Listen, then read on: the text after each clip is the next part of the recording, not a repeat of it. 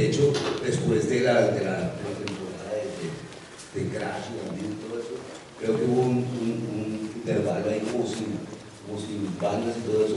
Nosotros fuimos los primeros en hacer música original en español. En esa época estaba el Pillo y todo eso, tocaban en Doña Bárbara, pero ellos eran Genesis, era Titán Gabriel, ¿sí? Era otra vuelta todavía, esa era la compañía ilimitada de antes. Nosotros estábamos en esa vaina, pasó ya que vamos,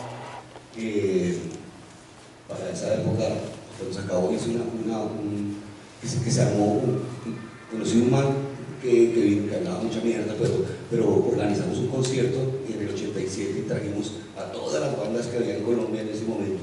En el 87 en la media torta fueron 3 días, hubo muerte y todo como ¿Cómo se llamaba eso? Se llamó Busquets. Entonces sí, todo de la media torta. Sí. No, eso fue aparte. De hecho, Juan Carlos Duarte se consiguió todo el patrocinio y pues me tocó y desembolsaba que el man era mentiroso, de verdad. Y trajimos a todas las bandas que había en Bogotá.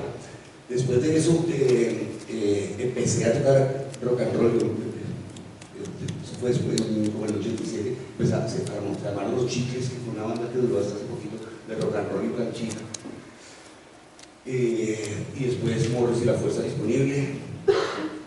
Y bueno, ahora, después de todo eso, estoy con Kinder, que es mi banda original, y los Hot Dogs que vienen a reemplazar a Los Chiques, que es una bandita ahí como de guerra, también de candelito y todo eso.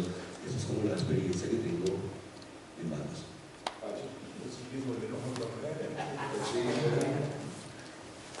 Bueno, Ernie Becerra, Hernando Ernie Becerra.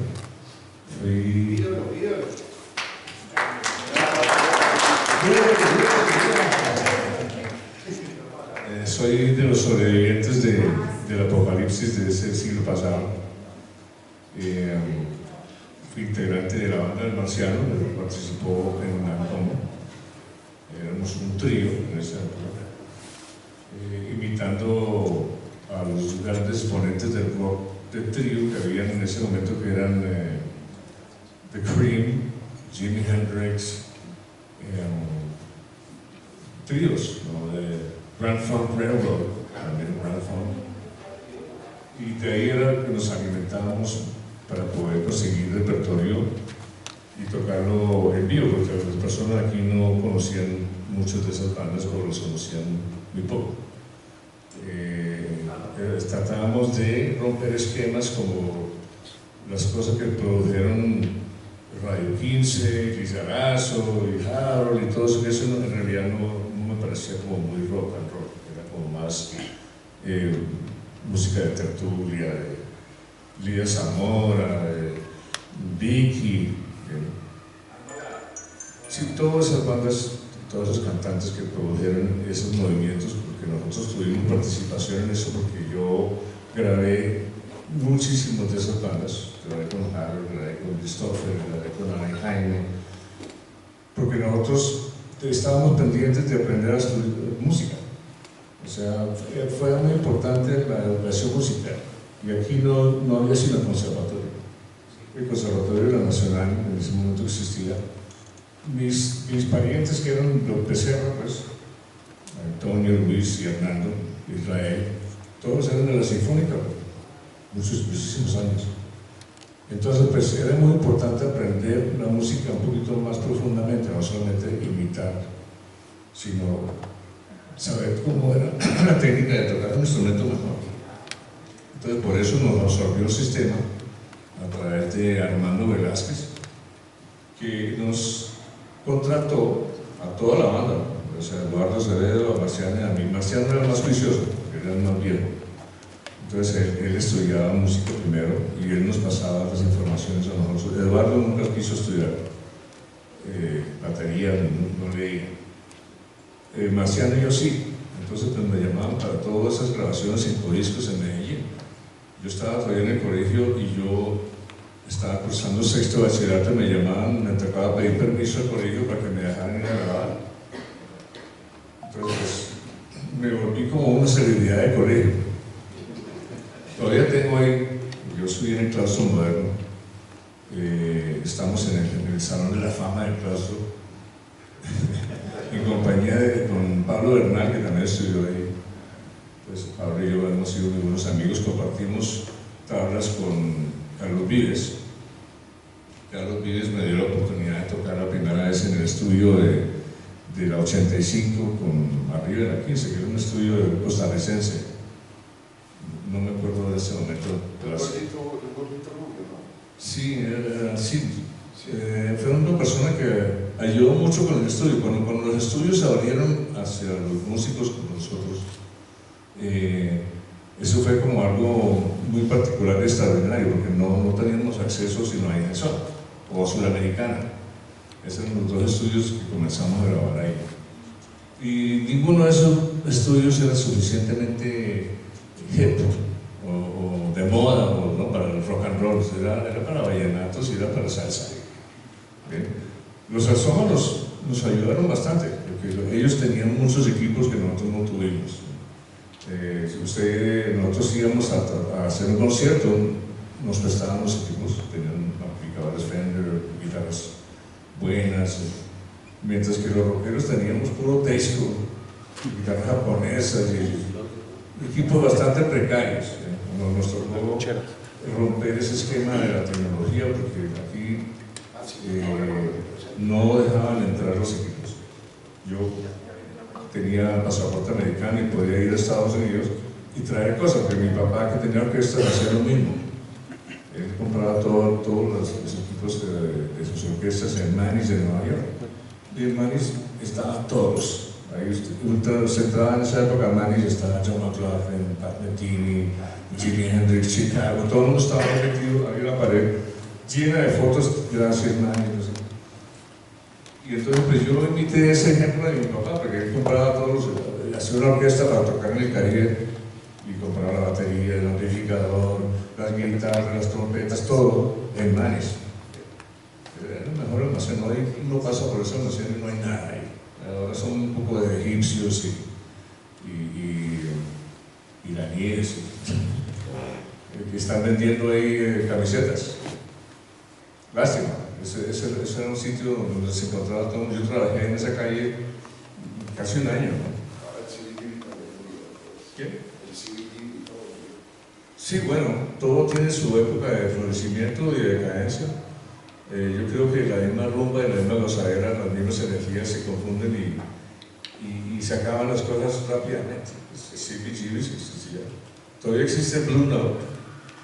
Nosotros tuvimos la oportunidad de tocar en esos sitios cuando estuve tocando con Douglas Ceballos, que fue de los Four Skins en Nueva York. Tocamos la última vez en el 2014 allá, o sea, no hace mucho, 12 años. Para mí estar en el 2026 es como un milagro. Yo pensaba cuando pequeño que en esta época íbamos a tener carros voladores ya, como los supersónicos. Pero no. Bueno, ahora esa cuestión de la influencia de los gobiernos y de las personas que nos han gobernado ha sido en detrimento de la música, porque nosotros no tuvimos esas influencias políticas, aunque habían algunos, ¿no? Pongámosle a Martelo, ¿no? Mi papá era alcalde de Cartagena, entonces por eso pudimos ir a Cartagena muchísimo veces a tocar, tocamos allá 40 veces, es increíble. Ernie, de las bandas que pegaron los 70 con los 80 y luego a principios de los 80, ¿en cuáles participaste tú? Bueno, yo comencé desde los 60s. O sea, a veces me dicen, ese ochentero. Eso es como un... Perdón, yo soy sesentero. Sino que no parece. Pero bueno, sí, Ernie, exacto, desde los 60, bueno, da un recorrido así por bandas. Bueno, nosotros comenzamos con la banda del Marciano, que estaba en el colegio, como te digo. Cuando yo fui sancionado en el claustro moderno, que era el colegio de mi familia, por video de faltas, tuve que pedir permiso en el San Pablo, que fui en el San Pablo por intervención de Germán Antón, que en paz descanse. Él era el bajista de la Caja de Pandora. Entonces yo incursioné en el rock por primera vez profesionalmente con ellos, con la Caja de Pandora. Estaba ahí René Rodríguez, estaba René Kuhn, Garro Tejero, y Germán y yo. Germán me metió porque yo estaba en el colegio. En el colegio yo armé un coro de música clásica, pues yo tenía todos los papeles y pues, me aseguraban de que yo pasara el bachillerato así no estudiara. Manténgame el coro, mijo, y pasa, no estudie si quiere.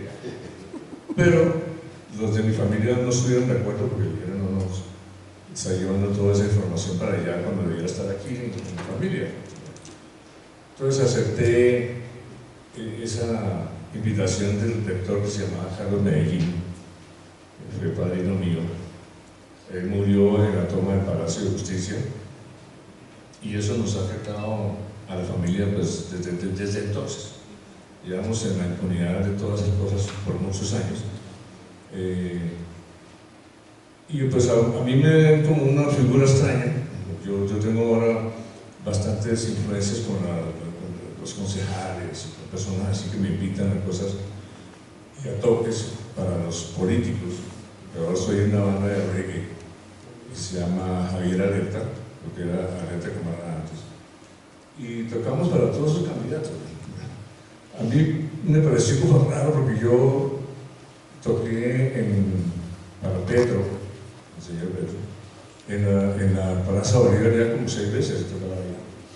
Y yo toco y me subo al escenario y veo Palacio de Justicia ahí con las banderas del M-19 y todas esas cosas. Y no puedo ser partícipe de eso 100%. O sea, la verdad sea dicha, yo siempre fui hippie. Nunca me interesó ni la política, ni los uniformes, ni las sotanas, ni nada de esas cosas que tengan que ver con comunidades que tengan uniformes. Entonces, pues, eso me lleva a un punto en donde yo sí participo, pero no estoy plenamente convencido. Lo mismo, pues, no me gusta hablar de política, pero es lo más parecido a un circo humano, porque yo ya llevo mucho tiempo aquí en Colombia, más de 40 años. Yo he visto todos esos dirigentes, no ha habido ningún cambio, ha sido lo mismo. Más gente, pues la gente tiene más exigencias y las exigencias pues se hacen cumplir a través de la democracia, ¿no? Sin embargo, esa democracia a los artistas no nos ha favorecido mucho, al contrario. Para poder tener un amplificador uno tiene que ir y contrabandear y pagarles a la DIAN. Yo 1000 veces le pagué a la DIAN. Mire, tengo aquí este Marshall y este que yo, tanto, listo. Pagaba y pasaba. Pero legalmente nosotros no tenemos mucha legalidad, muchas cosas. Nos tocaba hacer todo por debajo de fuera. Y todavía está así, todavía estamos así. Bueno, sí, digamos, es que esa parte de la política